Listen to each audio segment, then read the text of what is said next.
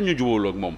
mais Sadio Mané man li ma gën a choqué mooy bi ñu ko génnee tous les joueurs boo génnee ci terrain bi wala nga nekk remplaçant ci box bi ngay toog Sadio Mané tabouret lañ ko tegal ci kanam tabouret ci main courante bi fi nga xam ne entraîneur moo fay taxaw fa lañ ko tegal tabouret il a fallu ko sax Mendy ñëw fekk ko fa teg tabouret mais loolu mooy lan. qui est Sadio Mané pour ñu koy tegal tabouret c'est un joueur Messi sax bu ñu ko génnee terrain bi ci biir box bi lay dugg. Pourquoi il refuse d'entrer dans le box? Ça veut dire que donc c'est lui le patron. Il est le patron technique mais il n'est pas le patron de l'équipe. Messi bi nga tudd léegi dugal na léegi contre Cap-Vert. moom laa lay wax 1-0 waaw. waaw d'accord mais donc. du coup damay joxaale gars c'est important yi mais du coup. Aujourd'hui on sent une certaine faiblesse. de Pape Thiaw par rapport à certains joueurs. qu'on appelle des cadres. te entraîneur da nga war a am entraîneur yooyu amu fi. da nga war a am poigne. ñi nga xam ne da nga 26 joueurs lañ la jox. joxuñu la ñaari joueurs. absolument 26 joueurs. Tu as la possibilité d'avoir au moins de les utiliser. D'avoir deux équipes. De les utiliser. bi ngay dugal Lamine Camara ana Bara Sapoko. dàq football foog mën a conserver balle pendant 1 minute ou 2 minutes. nga xam ne conservation boobu muy def noonu day rey temps bi. Iliman Ndiaye devait rester sur le terrain. Je vais pas entrer dans les détails techniques. mais tey ku mel ni nu mu tëddi partie 6. mais xam nga boo demee ba ko jël axe central. di ko waaw. boo koy dem ba ko yóbbu axe. waaw ana kañ waroon convoqué wuñ ko. wax nga dëgg de. ka waroon jël ça relance le débat. defal ndànk rek. Malang kon ça veut dire que soxla nga Malang. parce que boo demee ba jël partie 6 di ko yóbbu place su Malang. y a problème. waaw donc partie 6 daa waroon a yéeg. renforcer le milieu de terrain. fi nga xam ne moom mooy défense bi nga dugal Mamadou Seck. très bien Abdoulaye Seck. mais c'est comme ça c'est bon je vais pas entrer dans les détails techniques. mais li ma la bëgg a wax foofu. mooy y a un flop. et le premier responsable. c'est désolé. ki nga xam ne moom mooy Pape Thiaw la parce que moom moo def les choix. maintenant li am derrière par rapport à la fédération. ay dañ doon daaji champagne. ay dañoo yóbbu ay gel yóbbu ay tiktokeur cuisinier ba di violer. non ça veut dire que ces gens-là ne sont pas professionnels. Tu peux pas gérer des joueurs professionnels te toi-même tu n'es pas professionnel. Absolument. Parce que les joueurs là c'est des professionnels, ils sont payés pour ça, formés pour ça. Oui, c'est clair. léegi yow mënoo ànd ak un groupe comme ça sa entraîneur n'est pas professionnel. La fédération n'est pas professionnelle. loolu mooy lan. fédération bi di xuloog joueurs yi. ñuy def loo xam bambula. mais ils ne sont pas aux États-Unis pour dem ay Times Square. déedéet. di seetaan naan fii la tour yi daanu woon ak ay affaires yooyu ku leen ko sant. résultat bu ñu bëggee def tourisme dañ bàyyi ba am jot ñu dem defi seen tourisme. mais là ils ont le drapeau du Sénégal. Je crois que ça devait être plus sérieux que ça. Très bien. bu ñu fooyee sénégalais yi. C'est important. parce que am na ñoo xam ñu ngi toog di seetaan ñii di crise ñii di cardiaque ñoom c'est pas leur problème ñu ngay daji seen champagne di naan il faut qu'ils arrêtent. Il faut qu'ils arrêtent qu'ils soient plus sérieux. Pape Thiaw nag comme son nom l'indique en italien. non ciao. Aïcha Bachir rapidement. waaw Mohamed man de je pense que lu ñu dal suñu équipe nationale bi c'est à l'image de ce qui nous est arrivé dans ce pays. On était sur une bonne rampe. On a confié ce pays à des gens yoo xam ne mënuñu et c'est flop. Aussi simple.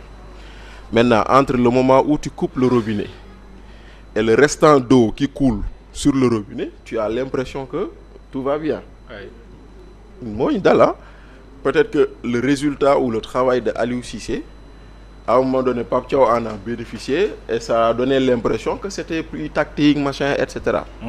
Mais pour man l'une des premières erreurs et qu'il faudra assumer c'est d'avoir changé la fédération à 1 an de la Coupe du Monde.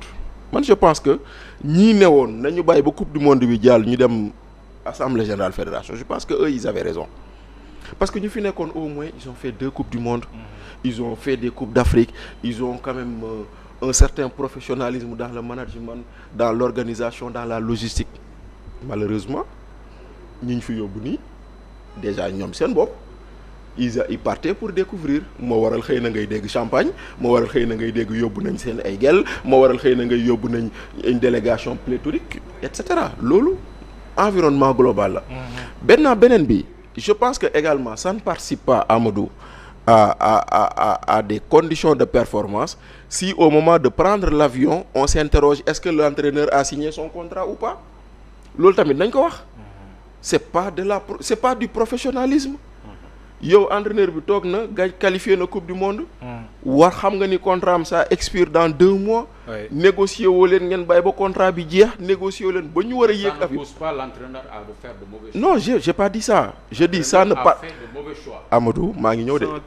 Amadou je dis ça ne participe pas laa wax. xam nga man ba il n'a tey pas de contrat, il n'a qu'à démissionner. Amadou S'il accepte d'y aller, il n'a qu'à faire le job.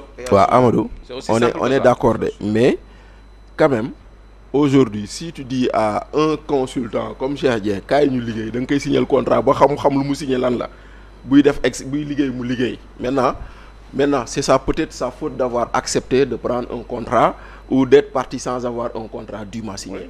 Et il travaille Mais il au rabais. paraîtrait- Il travaille au rabais. Et il paraîtrait qu'il a accepté d'y partir à la demande du président de la République parce que médias yi nee nañ fii nii Même que. waaw que président moo ko mujj intervenir. Non, pour mu même jël avion que. bi. C'est pas un prétexte. Voilà donc ça c'est une chose. Oui. Maintenant après quoi qu'on puisse dire aussi on avait un sélectionneur on n'avait pas un coach. Le niveau, hein. waaw on avait un sélectionneur parce que il a réussi à dajale ay joueurs. indi leen encore que même son choix comme le dit Amadou d'accord na. On ne man sait pas comment les utiliser. non oui mais non au-delà de savoir comment les utiliser il faut savoir gérer un match. Oui. Ah oui, tactiquement, parce que des fois, le coach dafay jouer. non mais attends.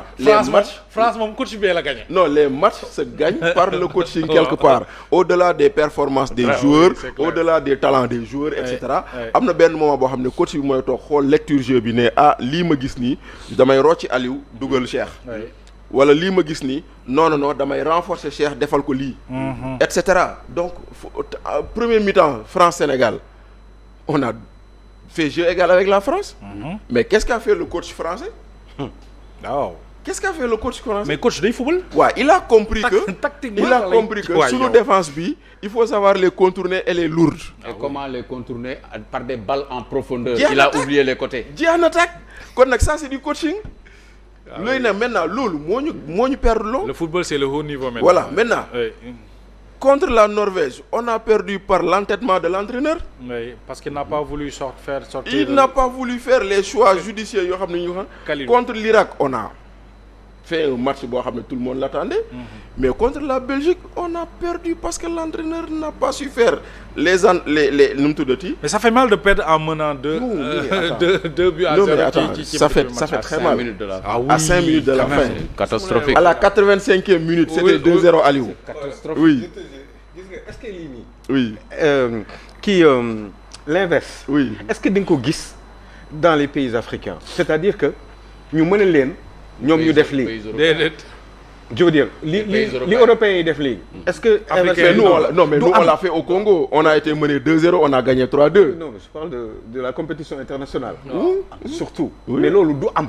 mënul am parce que xam nga lu tax. Moi je pense que ni loolu dafay feeñ sax du dara mais dafay feeñ man sax ñun suñu économie. Oui. ñun façon bi ñuy defee ñun je crois que ni xaw ma nax suñu culture la.